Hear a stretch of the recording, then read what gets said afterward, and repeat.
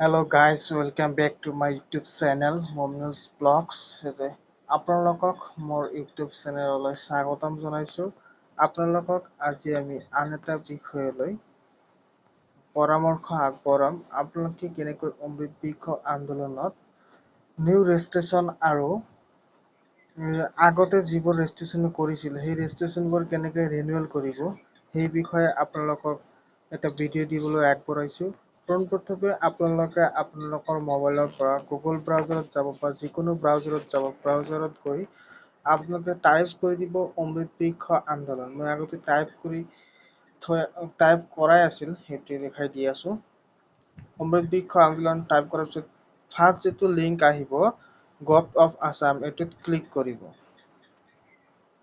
Click কৰাৰ পিছত এনেকুৱা এটা ইণ্টাৰফেচ মুকলি হ'ব। এই ইণ্টাৰফেচ মুকলি হোৱাৰ পিছত আপোনালোকে ৰাইট চাইডে কৰ্নাৰত দেখা পাব থ্ৰী কৰ্নাৰ আছে, এটা থ্ৰী কৰ্নাৰত আপোনালোকে ক্লিক কৰিব। ক্লিক কৰাৰ পিছত আপোনালোকে দেখা পাই আছে ৰিনিউ ৰেজিষ্ট্ৰেশ্যন। লাষ্টৰ যিটো 2 নম্বৰ অপশ্যনটো আছে তাত আপোনালোকে ক্লিক কৰিব। ক্লিক কৰাৰ পিছত এনেকুৱা ইণ্টাৰফেচ মুকলি হ'ব।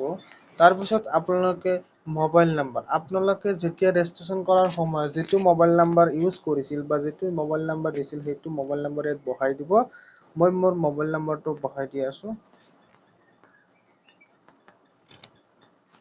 আৰু মোবাইল নাম্বাৰটো বহোৱাৰ পিছত আপুনি জেনেৰেট অ'টিপিত ক্লিক কৰিব।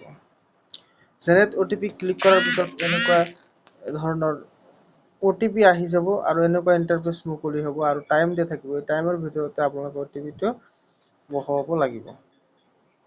মোৰ অ'টিপি 043786 043786 আৰু সাবমিট বাটনত ক্লিক কৰি দিব। এতিয়া আপোনালোকে দেখা পাইছে যে যিজন ব্যক্তিয়ে বা যিজন মহিলাই ৰেজিষ্ট্ৰেশ্যনটো সম্পূৰ্ণ কৰিছিল সেই মহিলাজনীৰ নাম ইয়াত আহি গৈছে আৰু আপোনালোকে ৰিনিউ অপশ্যন দেখা পাইছে ৰেড কালাৰৰ, ইয়াত ক্লিক কৰি দিব। ক্লিক কৰাৰ পিছত এনেকুৱা ৰিনিউৱেল ছাকচেছফুল বুলি আপোনালোকৰ ইণ্টাৰফেচ এটা খুলি আহিব আৰু এইখিনিয়ে কাম আপোনালোকে কৰিলে আপোনালোকৰ ৰিনিউৱেল কামটো সম্পূৰ্ণ হৈ যাব আৰু এইটো স্ক্ৰীনশ্বট মাৰি বা প্ৰিণ্ট আউট কৰি ৰাখি থৈ দিব। আৰু যদি অন্য কিবা ইনফৰমেটিভ ভিডিঅ' লাগে আপোনালোকে কমেণ্ট বক্সত কমেণ্ট কৰি জনাব। মই তাৰ ওপৰত ভিডিঅ' বনাবলৈ চেষ্টা কৰিম। ধন্যবাদ।